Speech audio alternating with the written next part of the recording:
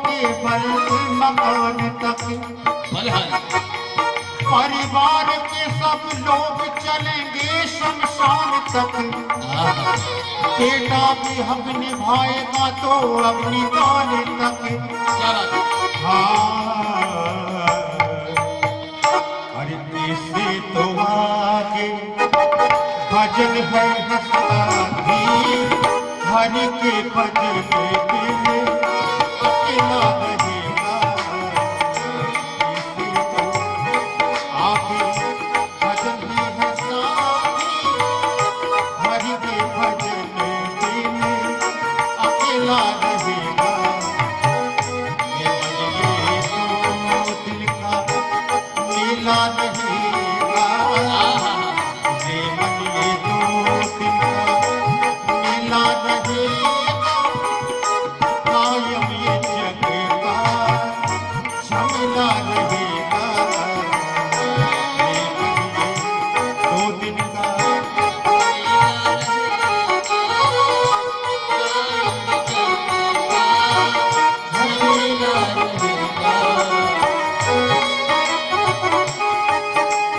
साथी है मित्र गम के जल बिंदु पान तक।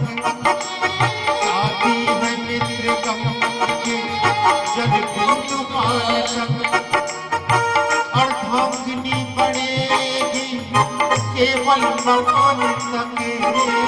अर्धांगिनी बढ़ेगी केवल मकान तक।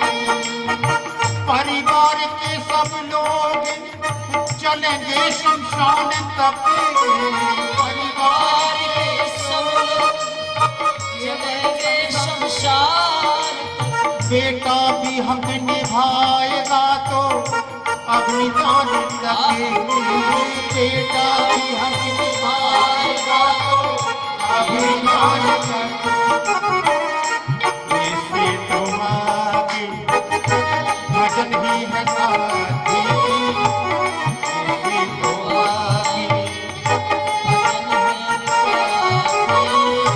हरि के भजन में अकेला रहेगा।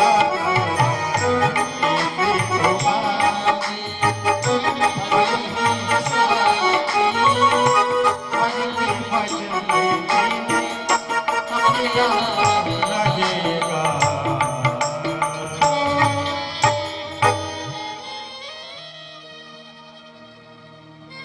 आत्मदेव को ऐसा ज्ञान का उद्बोध हुआ, घर परिवार सब छोड़कर के जंगल चले गए। जंगल में जाकर के भागवत जी का सुंदर चिंतन किया और परमात्मा के प्रति आत्मसमर्पण। धुंधकारी ने सोचा अच्छा हुआ बुढ़ा चला गया। बुढ़े का ही डर था। आया मां के पास, मां की चोटी पकड़ ली। हे मां, तिजोरी की चाबी देते। उन्होंने तिजोरी की चाबी नहीं दी ना, पर तू समझ लेना। धुंधली समझ गई इस पापी के हाथों से मरना से अच्छा यह है कि मैं स्वयं आत्महत्या करूं। अपने बेटे के भय से भयभीत होकर के घर में एक बावड़ी थी, उस बावड़ी में कूद करके धुंधली ने आत्महत्या कर। धुंधकारी को पता चला कि अच्छा हुआ बुढ़ा भाग गया और बुढ़ी मर गई। 5 वेश्याओं को घर में लेकर के आ गया। घर का सारा खजाना वेश्याओं को दे दिया। वेश्याएं आपकी कब तक साथी हैं? जब तक आपकी जेब गर्म है। और जिस दिन जेब का जुनून खत्म, उस दिन वेश्याओं से रिश्ता भी खत्म।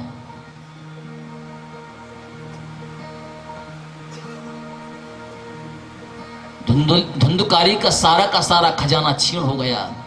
5 वेश्याओं ने सोचा कि इसके पास तो कुछ बचा नहीं, अब रह करके क्या करना।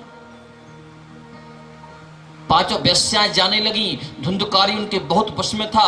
धुंधकारी ने कहा आप मुझे छोड़कर के मत जाओ, यदि आप मुझे छोड़कर के चली गई तो फिर मेरा क्या होगा। वेश्याओं ने कहा तो फिर धन लेकर के आओ। अब धुंधकारी धन कहां से लेकर के आएगा? बाप दादाओं की संपत्ति पर राज करता था, इसलिए उसको खूब लुटाता था, जीवन में कभी कमाया नहीं। अब कमाना सीखा नहीं।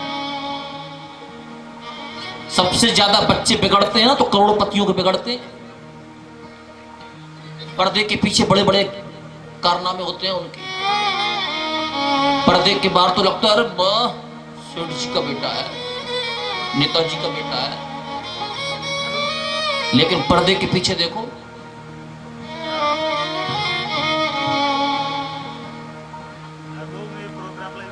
धुंधुकारी गया, चोरी करने लगा। शराब तो पीता था, चोरी और करने लगा।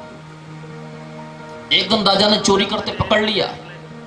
पांचों वेश्याओं को पता चला कि आज चोरी करते पकड़ाया है। कहीं ऐसा ना हो कि राजा इसको जब पिटाई करे तो ये हमारा नाम भी ले दे कि हम भी इसके साथ में, ये मरेगा तो मरेगा, साथ में हमको ही मरना पड़ेगा। एक बार आ भर जाएगा। गलती से राजा को दया आ गई, राजा ने धुंधुकारी को छोड़ दिया। धुंधुकारी घर लौट करके आए। पांचों वेश्याओं ने षड्यंत्र कर लिया कि सर्प को या तो छेड़ो मत, वो सर्प को छेड़ दिया तो उसको छोड़ो मत। अगर महाराज सर्प को आपने छोड़ दिया तो सर्प आपको डस लेगा, आज नहीं तो कल। पांचों वेश्याओं ने भोजन पकाया, भोजन में कुछ नशीले पदार्थ मिला दिए। धुंधुकारी ने भोजन किया, नशे में सुध बुध भूल गया। पांचों वेश्याओं ने दोनों हाथ बांध दिए, दोनों पैर बांध दिए, जलती हुई आग के अंगार धुंधुकारी के मुख में डालने लगे। धुंधुकारी कहता है मुझे छोड़ दो, मुझे मारो मत, तुम्हारे लिए मैंने क्या क्या नहीं किया। देवता जैसे भाई को छोड़ दिया, पृथ्वी जैसी माता को त्याग दिया और धर्म जैसे पिता का बहिष्कार कर दिया। सिर्फ तुम 5 वेश्याओं के कारण मुझे छोड़ दो। पांचों वेश्याएं कहने लगी यही तो रोना है, जब तू देवता जैसे भाई का मीत ना बन सका, धरती जैसी मां का हितैषी ना बन सका, धर्म जैसे पिता का सहयोगी ना बन सका, तो हम 5 वेश्याओं का तो सहयोगी कैसे बनेगा, क्या गारंटी है। हम नहीं चाहते कि जिस तरह तड़पते तड़पते तेरी मां ने प्राण त्यागे हैं, तेरे पिता ने घर छोड़ा है, तेरा भाई तीर्थ यात्रा करने के लिए चला गया, कहीं हमको भी इसी तरह से भटकना पड़े। इसलिए ना रहेगा बांस ना बजेगी बांसुरी। पांचों वेश्याओं ने धुंधुकारी को समाप्त कर दिया।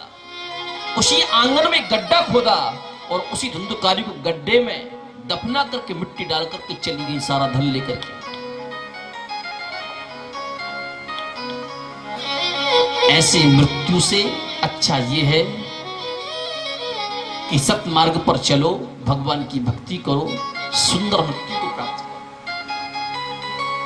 गोकर्ण जी तीर्थ यात्रा करने के लिए गए थे। उनको पता चला कि पिता भी ऊपर चले गए, मां भी ऊपर चली गई, भाई भी ऊपर चला गया। तो गया जी में जाकर के पिंडदान किए। गया जी से वापस लौट करके आए। जिस घर में धुंधुकारी रहता था उसी घर में उन्होंने रात्रि विश्राम करने का प्रयास किया, पर रात भर नींद नहीं आई। जिस घर में प्रेत का वास होता है उस घर में भोजन भी अच्छा नहीं लगता, भूख लगती है पर भोजन खिलता नहीं, रात भर नींद भी नहीं आती, अनेक प्रकार की बीमारियां बनी रहती। रात भर गोकर्ण को नींद नहीं आई, अनेक प्रकार की आवाजें आती हैं। गोकर्ण ने हाथ में जल लेकर के जल को गायत्री मंत्र से अभिमंत्रित करके घर में जैसे ही सिंचित किया, एक आवाज सुनाई दी कि अहम भ्राता त्वदीयोऽस्मि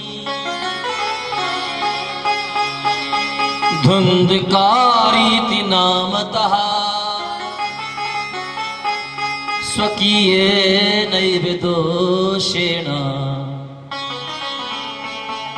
ब्रह्मत्वं नासितं मया। हे भैया मुझे बचाओ, मुझे बहुत जोर से प्यास लगी है, मुझे पानी पिला दो। ये पितृपक्ष चल रहा है। पितरबाड़ा चल रहा है। पूर्णिमा से लेकर के अमावस्या तक ये 16 दिन पितृ अपने अपने घर का चक्कर काटते हैं और उन पितरों की संतति का कर्तव्य होता है कि अपने अपने घर में अपने अपने पूर्वजों के निमित्त कुछ दान पुण्य करें, उनके लिए नदी में जाकर के स्नान करके उनको जल दें, उनको जल पिलाएं, उनके नाम से गाय के लिए दान करें, उनके नाम से कौवे के लिए भोजन कराएं, उनके नाम से कुत्ते के लिए भोजन कराएं, उनके नाम से पक्षियों के लिए भोजन कराएं, उनके नाम से गरीबों के लिए भोजन कराएं, उनके नाम से साधु संतों के लिए भोजन कराएं, उनके नाम से भागवत कथा कराएं, उनके नाम से तीर्थ यात्रा करें। उससे पितरों को शांति मिलती है। पितृ ये चाहते हैं कि तूने हमारे लिए 16 दिन कुछ साल भर कुछ नहीं किया, पर ये 16 दिन तू कुछ ना कुछ कर। लोग कहते हैं वो तो मर गया, क्यों करें? वो मर तो गया लेकिन संपत्ति तो छोड़ करके गया जो तुम खा रहे हो उनकी।